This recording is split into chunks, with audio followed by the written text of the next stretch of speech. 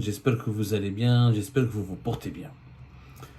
Et des dirigeants algériens, ils font des annonces. Des fois, les dirigeants algériens font des annonces, ils font des déclarations et ils essaient de nous faire croire à des choses qui sont invraisemblables et qui n'ont aucun sens. Mais aucun sens, ni sur le plan économique, ni sur le plan politique, ni sur le plan de l'utilité pour l'Algérie. Mais il y a un dirigeant algérien, il a fait une annonce, que l'Algérie va ouvrir bientôt une banque algérienne en Chine. Je vous ai dit, les banques algériennes qui fonctionnent déjà très très mal en Algérie, il y a des régions entières en Algérie où il y a un manque de banques, mais l'Algérie s'aventure donc à ouvrir une banque en Chine. On n'a plus de problème, mais vraiment on vit très bien, on a un niveau de développement exceptionnel, on est confortable, on a une croissance à 2 chiffres, on a des salaires on a augmenté les salaires à 2 chiffres, on a une inflation qui a baissé, on n'a plus de problème en Algérie. On va ouvrir une banque, il nous manquait juste d'ouvrir une banque algérienne en Chine. Ça n'a aucun sens. Le problème, c'est que c'était une annonce qui a été faite par le ministre des Finances, M. Laziz Fayed, depuis qu'il a participé, il était où ça? Il était à Nairobi, a participé pour une réunion internationale. Il a donné cette information.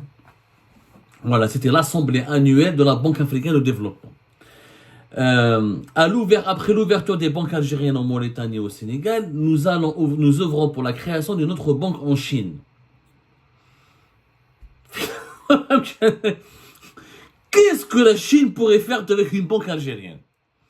Mais franchement, déjà, en septembre 2023, l'Algérie a ouvert donc 2 banques en Afrique subsaharienne. C'était bien sûr, vous avez suivi l'épisode, c'était une banque en Mauritanie avec à Nouakchott dans une autre ville en Mauritanie et une banque algérienne à Dakar.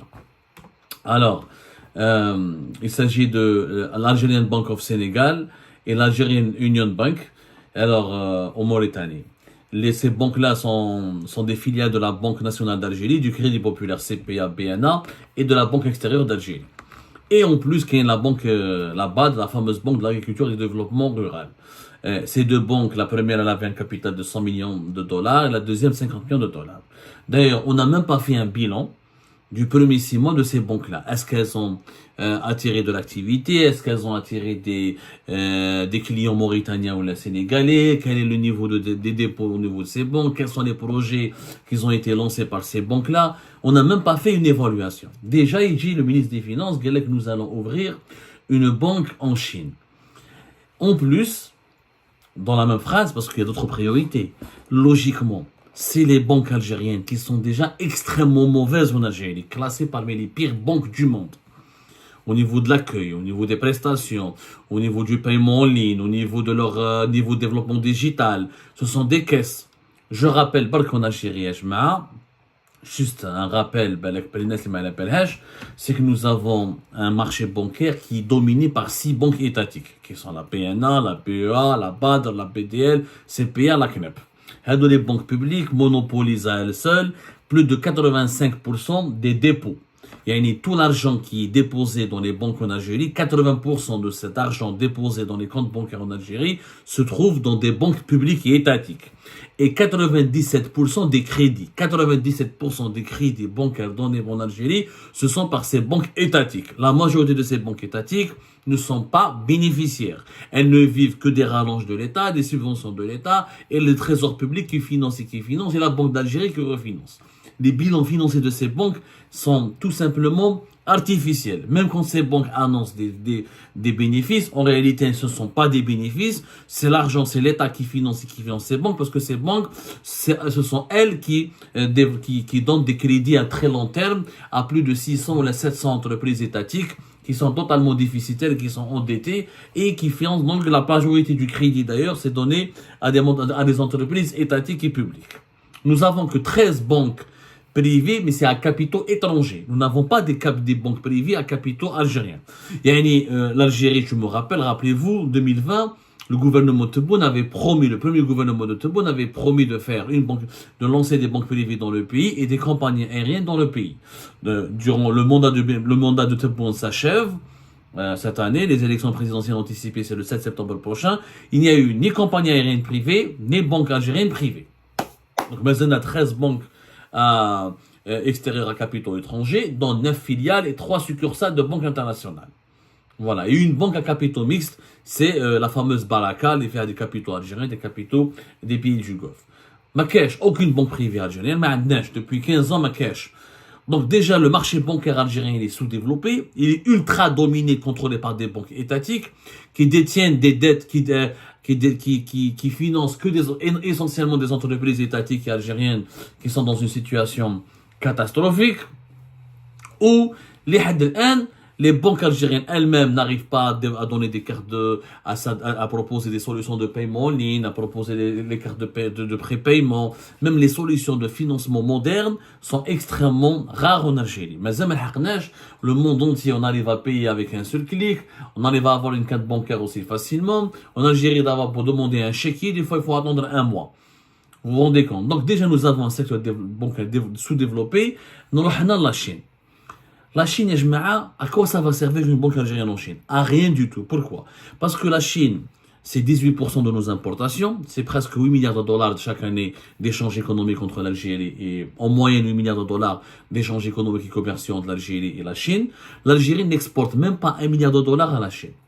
Tout le reste, ce sont des exportations, des importations algériennes depuis la Chine.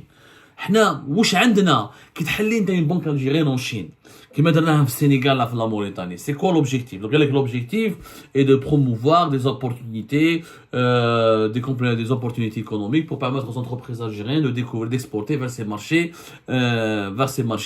des pays subsahariens ou des marchés émergents صح ou la Chine صح déjà on n'arrive même pas à exporter en Mauritanie ou là en Sénégal ou en Côte d'Ivoire ou dans les pays voisins de notre environnement africain. On va exporter quoi vers la Chine? Qu'est-ce qu'on produit pour exporter vers la Chine? Le cacao, l'huile d'olive, les dattes. Ok, on peut exporter des dattes, quelques produits du tiroir algérien. Ça ne dépasse même pas 1 milliard, ça ne peut pas dépasser 1 milliard. Donc, en quoi c'est justifié? En quoi c'est rentable? Qu'est-ce que ouvrir une banque en Chine? Il faut payer les locaux, il faut payer des taxes, il faut payer des impôts, il faut payer des salariés, il faut injecter des capitaux. Donc c'est un investissement. Quel est le retour sur investissement? Aucun. Les chiffres parlent d'eux-mêmes. C'est comme les chiffres. Quand par exemple, on a les statistiques entre la Chine et l'Algérie. Par exemple, de 2010 à 2020, la Chine a exporté vers l'Algérie pour 76 milliards de dollars. De 2010 à 2020, 76 milliards de dollars d'exportation chinoise vers l'Algérie. Par contre, les exportations algériennes vers la Chine ont été uniquement de 14 milliards de dollars et quelques. C'est-à-dire que la balance commerciale, elle est favorable à la Chine à plus de 61 milliards de dollars. Dans ce cas, si la Chine ouvre une banque en Algérie, oui, c'est intéressant pour la Chine, parce qu'elle exporte beaucoup, parce qu'il y a des entreprises chinoises qui exportent beaucoup, donc elle pourrait accompagner les entreprises chinoises et développer le Made in China et améliorer le niveau l'arrivée ou développer les activités financières des entreprises chinoises qui veulent s'implanter ou travailler sur le marché algérien. Mais l'Algérie, on exporte quasiment rien. On n'est même pas à 1 milliard par an. Je dis bien qu'on n'est même pas à 1 milliard. En 10 ans, on a exporté pour 14 milliards. C'est-à-dire on est à 1 milliard et quelques, c'est essentiellement des hydrocarbures. Est-ce qu'on a besoin de financer une banque algérienne à Pékin, ou là à Shanghai, ou là à Hong Kong, ou là à Guangzhou, ou là à Malabé, à Shenzhen, pour exporter du pétrole et des produits dérivés du pétrole et du gaz? Bien sûr que non. Une banque algérienne en Chine, c'est une connerie, c'est une bêtise et ça ne sert à rien. Je rappelle que c'est les banques algériennes, leur marché, les véritables opportunités, quand on ouvre des banques à l'étranger, c'est pour 2 raisons. Ou nous avons des diasporas importantes dans ces pays-là, et ces diasporas font des transferts importants de bancaires vers leur pays d'origine, comme le font les banques marocaines, les banques égyptiennes, etc., qui veulent s'installer dans les pays où il y a de fortes diasporas égyptiennes et marocaines et nigériennes, etc., pour les aider, leur proposer des solutions bancaires pour transférer leur devise depuis les pays d'accueil où ils travaillent vers leur pays d'origine. Ou deuxième raison, c'est des banques les banques nationales qui s'installent à l'étranger, c'est pour suivre le mouvement de leurs entreprises nationales qui investissent dans ces pays étrangers, qui exportent vers ces pays étrangers ou qui développent des activités économiques vers ces pays étrangers. Nous n'avons pas de diaspora algérienne importante en Chine. Nous n'exportons rien d'important et de précieux vers la Chine. Pourquoi aller ouvrir une banque algérienne en Chine? Ça ne sert à rien. Par contre, le projet d'une banque algérienne en France, on en parle depuis 2017. Là, le ministre des Finances, Galak, bientôt la BEA va ouvrir 5 agences dans les villes françaises où il y a une importante communauté algérienne. Parce que une banque algérienne, qui met la BEA, c'est un projet de la BEA depuis 2017. Ça fait 7 ans. Ça fait 7 ans qu'on parle de l'installation de la BEA en France, en Marseille, à Paris, etc. Ça fait 7 ans. Nous en avons parlé à Algérie Part. En 2020, Algérie Part, en 2020, je fume l'air. En 2020, Algérie Part avait sorti le scoop. C'était le 7 juin 2020. La BEA recourt à un prestigieux cabinet français pour trouver des locaux à Paris. C'était en 2020. Et en 2020, on avait expliqué que l'Algérie voudrait donc, la BEA veut s'installer dans des villes françaises stratégiques, disons Lyon, Marseille, Lille, 5 grandes villes où il y a une grande présence de la communauté algérienne. Le projet de s'installer en France, oui, il est intéressant, il est justifié parce que nous avons plus de 2 millions d'Algériens au bas mot qui essaient d'envoyer régulièrement de l'argent depuis l'Algérie vers la France et que ça représente l'essentiel des 2 milliards de dollars transférés par la diaspora algérienne vers le pays. C'est des transferts qui peuvent être doublés, voire triplés, si l'argent qui est envoyé vers l'Algérie passe par le canal bancaire. Donc c'est intéressant d'ouvrir une BEA à Paris, ou à Marseille, ou à Lyon, ce qui permettra aux Algériens et aux Algériens d'ouvrir leur compte bancaire là-bas en devise et d'échanger et d'envoyer leurs devises vers le pays d'origine pour alimenter, pour financer les activités, les besoins de leur famille d'origine ou pour des activités économiques complémentaires dans le pays d'origine. C'est une idée intéressante. Et depuis 2017, on en parle. 2020, ils cherchaient déjà des locaux. Et les autorités françaises avaient déjà donné leur premier accord pour que la BEA s'installe à Paris.